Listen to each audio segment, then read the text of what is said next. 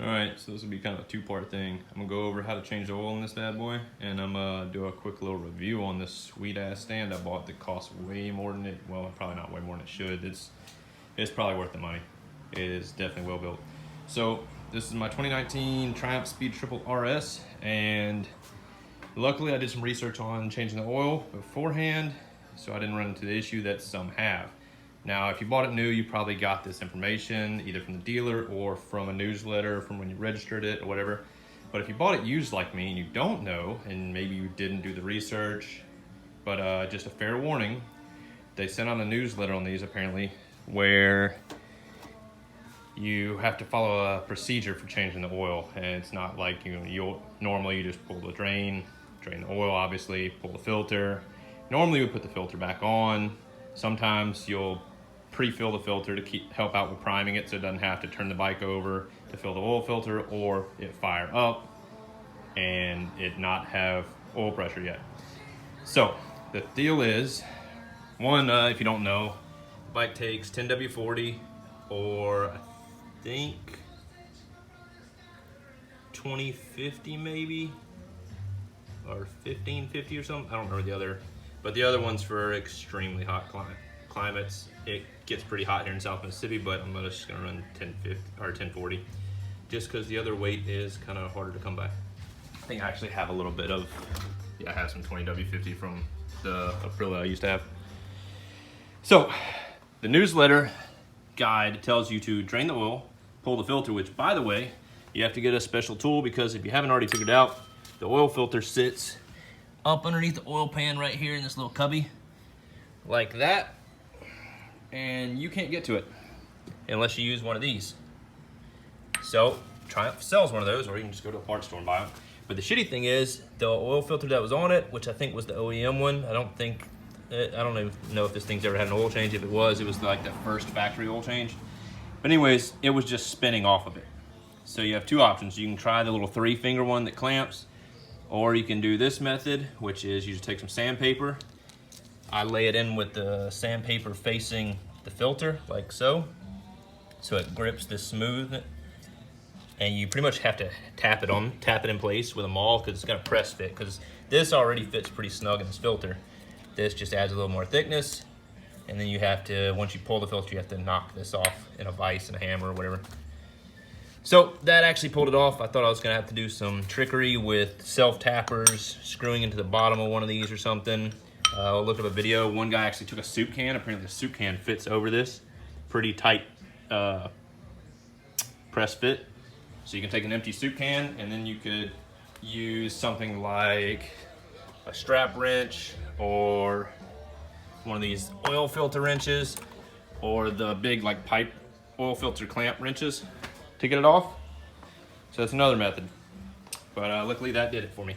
So what you do is you drain the oil, you actually put the plug back in, you replace it with a new crush washer, and you actually fill the oil before putting the filter on. And the reason for that is because there is an oil level sensor, and it will actually air pocket. And I actually found it out because I drained the oil first, put the plug back in, and then, because I needed to pull this out of the way to get to the oil filter. And after I pulled the filter, I pulled that plug back out just to see, and it drained a good bit more oil after the fact. So it actually airlocks in there. So that's why they tell you to fill the oil first. Then you want to fill the filter, decent amount, screw it on place, make sure to lube the O-ring obviously.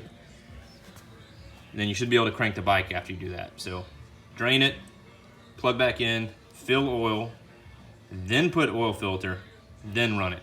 And if you want to take the extra step and disable the ignition by pulling the fuse or something, then, or the fuel pump fuse, you can do that and turn the bike over to get the oil primed. I'm not going to do that because I'm going to pre-fill the filter, but works like champ. All right, now I haven't done it yet obviously, but I'm about to. So the other bit is, if you have one of these single side swing arm bikes, you'll learn that you need a special stand normally, because they can't use the normal spool type stands. There's not a whole lot of places that make these. Opted to get this pit bull stand after checking a bunch of reviews. I got both pins, the one that's in the drive side and this other one that goes in the other side. Now these are very nice little machine pieces. They come with these locks.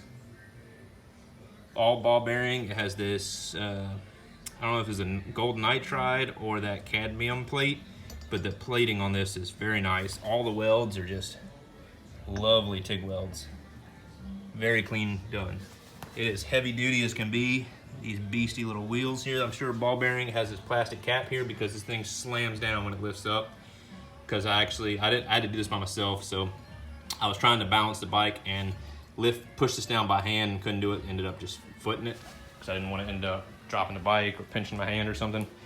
But the stand can be reversed though because of the design of it. So you would swap the pins out and you'd rotate it around to where it comes in the back, and the lever would come down right here to lift it on the opposite side if you needed to service the chain. But overall, the stand is quite nice. I'm glad I purchased it, and like I said, you'll need this to service the bike for the chain, wheel, oil changes. I need to actually do something with this because this aftermarket reservoir is leaking, I think, out of the sight glass. I'm pretty sure my brake fluid right now is really low below the sight glass because it hasn't been dripping lately. I tried putting a sock on it and I keep losing socks. So I'm gonna attempt to open this up, suck all the fluid out, and then put some super glue around the glass, the viewing window, and see if that'll fix it. If anyone knows another trick or a better solution than some super glue or maybe epoxy, I don't know which one will hold up against the brake fluid better. But they don't make that anymore, that billet aluminum aftermarket piece, and they're straight from Triumph. It is a factory Triumph piece, as you can see. But I've got that one, and I've got the matching one down here. And I don't want to replace them with an aftermarket if all possible. But, all right guys, that's it. Simple oil change. Like I said, just follow the new procedure. If you put the filter on first and then fill it, you'll create an air pocket, and you might get a failure to start or a dead bike which it literally won't crank because it senses there's no oil in the bike. All right guys, thanks for watching.